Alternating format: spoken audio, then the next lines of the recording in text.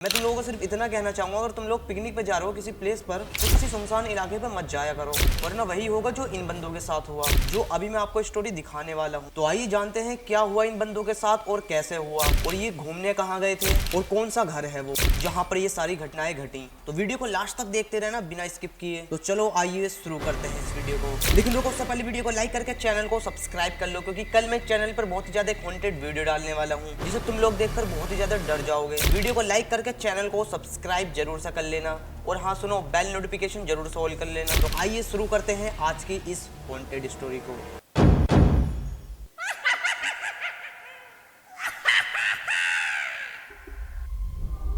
बरसों से बंद चर्च के बाहर एक कुत्ता तेजी से भौंक रहा था।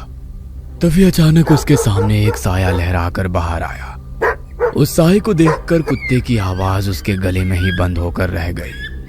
वो साया उसके आसपास लहरा रहा था। अचानक हवा में उस साये के साथ उड़ता हुआ वो कुत्ता उस चर्च के भीतर दाखिल हो गया।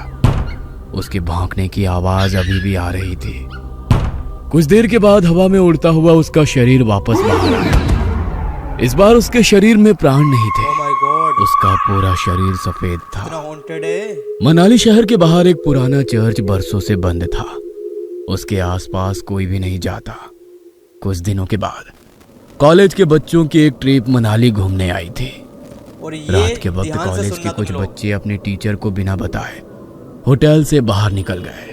अरे यार, ये लोग तो हमें नर्सरी के बच्चों की तरह ट्रीट कर रहे हैं। ऐसे घूमने में क्या मजा आएगा। और नहीं तो क्या, यहाँ जाना है वहाँ नहीं जाना है, ऐसे करो वैसे करो, खाने का टाइम हो गया, सोने का टाइम हो गया। ऐसे लग रहा है जैसे लड़कियों के साथ मौज मस्ती करेंगे, मगर लड़कियों को तो दूसरे होटल में ठहरा दिया। यहाँ अकेले दीवारों के साथ सर फोड़ो। अब होटल से निकलने के बाद क्या करना है बताओ। करना क्या है, चलो ऐसे ही रोड पर घूमेंगे। तीनों दोस्त बातें करते हुए सुनसान सड़क पर चले जा रहे थे। कुछ दूर चलने के बाद वे लोग उस चर्च के बाहर पहुंच गए। देख, ये चर्च कितना सुंदर लग रहा है। हाँ सुंदर तो है, मगर ऐसा लग रहा है कोई यहाँ आता जाता नहीं है। शायद कोई पुराना चर्च है।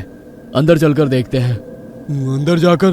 अरे नहीं नहीं, अभी रहने देते हैं, कल सुबह आएंगे। अरे कल सुबह? कल तो हमारे साथ प्रोफेसर वगैरह सब रहेंगे, वे लोग हमें खुद से दूर नहीं जाने देंगे। अभी चलते हैं ना, रात या दिन क्या फर्क पड़ता है। हाँ वैसे भी हम लोगों के पास मोबाइल में टॉर्च तो है। बोरिंग सी ट्रिप में थोड़ा सा एडवेंचर हो जाएगा। मनदीप का मन नहीं था, मगर रोशन और जतिन के कहने पर वो उन लोगों के साथ उस चर्च के भीतर दाखिल हो गया। चर्च के अंदर जगह जगह जाले लगे हुए थे। जैसे ही मोबाइल की लाइट से उस चर्च के भीतर थोड़ी सी रोशनी हुई, चमगादड़ उड़ते हुए चर्च के बाहर निकल गए। लगता है ये बहुत टाइम से बंद है, तभी तो चमगादड़ ने यहाँ पर डेरा जमा लिया। यार मुझे यहाँ की वाइब्स कुछ ठीक नहीं लग रही है, हम लोग चलते हैं। कहते हुए मनदीप पलटकर दरवाजे से बाहर निकलने वाला था। तभी उसके पैर किसी ने पकड़ लिया। वो जोर से चीखा। क्या हुआ? मेरा पैर किसी ने पकड़ लिया है। ये क्या कह रहे हो? कहते हुए उसने अपने मोबाइल का टॉर्च मनदीप के पैर की तरफ किया। मुझे डर लग रहा है सही में। वहाँ पर रस्सी थी। उसे देख दोनों हंसने लगे। तेरा मन नहीं था ना आने का, इसलिए तू रस्सी से भी डर रहा है। कुछ नहीं, अंदर चलकर देख, यहाँ का आर्किटेक्ट कितना अच्छा है। कहते हुए वो उसका हाथ पकड़कर उसे अंदर ले गया। वे तीनों चर्च घूम ही रहे थे कि अचानक चर्च की लाइट जलने बुझने लगी। अरे यहाँ पर लाइट कैसे आ गई? मुझे कुछ ठीक नहीं लग रहा, हम लोग यहाँ से चलते हैं।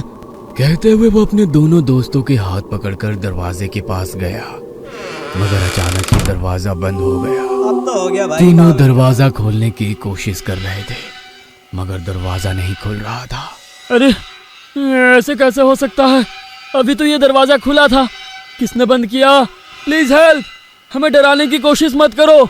कोई और रास्ता होगा यहाँ से निकलने का, ढूंढकर वहां से निकल जाते हैं।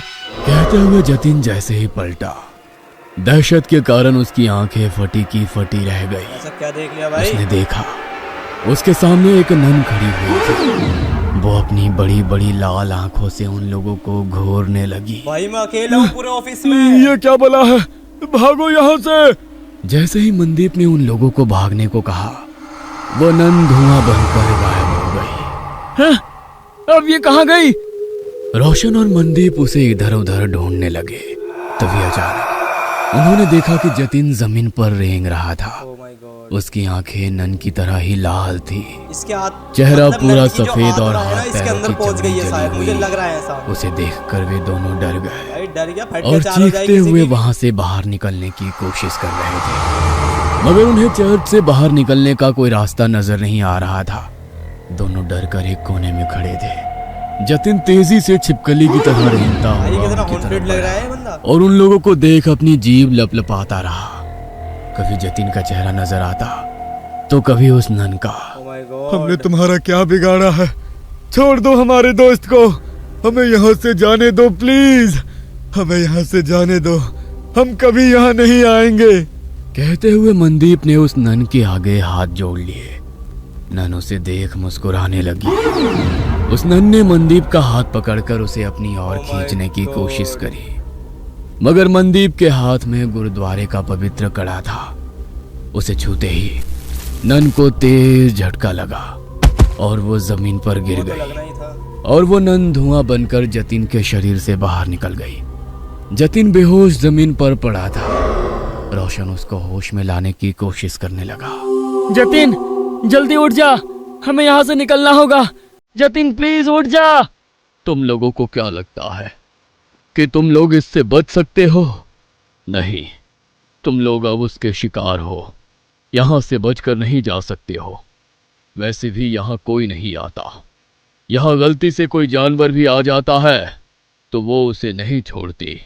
फिर तुम लोग तो जो तुमने इंसान स्टार्टिंग में हो। कुत्ता देखा था वो। तुम लोगों का मरना तय है, मगर ना जाने क्यों मुझे आज ऐसा लग रहा है कुछ अलग होने वाला है। फादर कुछ और कह पाते, उसके पहले ही उसने रोशन का गला पकड़ लिया। उसकी सांसें घूटने लगी। वो कातर नजरों से मनदीप की तरफ देखकर चिल्लाकर बोला, मनदीप चले जाओ यहाँ से, भागो। तुम्हारे पास गुरुद्वारे की पवित्र शक्ति है, यह तुम्हें कुछ नहीं कर सकती है। भाग जाओ। मैं तुमको छोड़कर कहीं नहीं जाऊंगा। मैं कह रहा हूँ ना, तुम चले जाओ यहाँ से, चले जाओ। रोशन बार बार उसे जाने के लिए चला कह जा रहा भाई, था, लेकिन अपने दोस्त को मगर कैसे नन की छोड़ के जा पकड़ सकता उसके है वो? गले पर तेज हो गई। उसके नाखूनों से उसके गले में गड्ढा हो Oh गया। my God. गले से बहते हुए खून को वो नन जीभ लंबी कर कर चाटने लगी। रोशन छटपटा रहा था। मनदीप को समझ में नहीं आ रहा था कि वो क्या करे। एक और वो नन तो दूसरी तरफ उसके दोस्त। तभी उसके दिमाग में एक विचार आया। उसने अपने हाथ का कड़ा निकाला और एक हाथ में कड़ा और दूसरे हाथ में कृपाण ले वो जोर से बोला, वाहेगुरु जी का खालसा, वाहेगुरु जी की फतेह। जो बोले सो निहाल, सत श्री अकाल। मनदीप ने वो कड़ा नन के हाथों में डाला और सीने में कृपाण डाली। वो नन छटपटाने लगी। उसने रोशन की गर्दन छोड़ दी। हवा में लहरा रहा रोशन जमीन पर गिर गया। उस नन के सीने से काला गाढ़ा सा अजीब पदार्थ बह रहा था। जतिन अभी तक बेहोश था। मनदीप को मदद चाहिए थी, मगर उसके पास मदद के लिए कोई नहीं था। उसकी नजर यीशु की मूर्ति पर पड़ी। हे यीशु, मुझे तेरी प्रार्थना नहीं आती है, मगर तेरे घर में शैतान तेरे बंदों पर कैसे हावी हो सकता है? हमारी मदद करो। कहते हुए उसकी आंखों में आंसू आ गए। तभी एक चमत्कार हुआ और बरसों से बंद वो चर्च अचानक से रोशन हो गया। फादर ने दो नन को बुलाया। नन ने घायल रोशन और जतिन का इलाज शुरू किया। फिर फादर ने जैसे ही उस घायल नन की ओर देखा, होली वाटर डाल उसकी मुक्ति की प्रेयर करने लगे।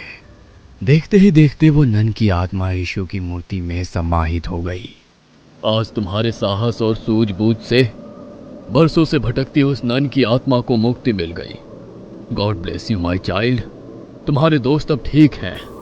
कल सुबह तक उन लोगों को कुछ भी याद नहीं रहेगा। अब तुम लोग यहाँ से चले जाओ और आज की घटना का जिक्र किसी से भी मत करना। फादर के कहने पर मनदीप अपने दोस्तों के साथ होटल वापस आ गया। अगले दिन वे लोग जब मनाली घूमने के लिए निकले तो उसके दोस्त सब कुछ भूल चुके थे। मगर मनदीप उस खौफनाक रात को उम्र भर नहीं भूल सकता था। भाई होया इतना खतरनाक वो अपने सीन था। साथियों के साथ उसी जगह से निकला तो मनदीप को कोई चर्च नजर नहीं आया। बस दूर खड़े वो फादर उसे देखकर मुस्कुरा रहे थे। उन्होंने उसके ऊपर होली वाटर डाला तो मनदीप भी कल रात की वो बातें भूल गया।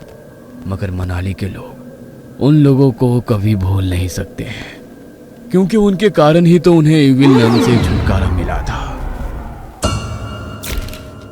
तो गाइस जो स्टोरी थी वो तो काफ़ी हॉन्टेड थी। मैं पूरे ऑफिस में अकेला हूँ और मतलब टाइम भी अभी लगभग 11:27-28 हो रहे हैं और डर तो लग रहा है भाई, लेकिन क्या करें, लेकिन तुम लोगों के लिए एक स्टोरी लेके आनी थी तो इसके लिए वीडियो को लाइक कर देना और चैनल को सब्सक्राइब करके बेल नोटिफिकेशन ऑल कर लेना।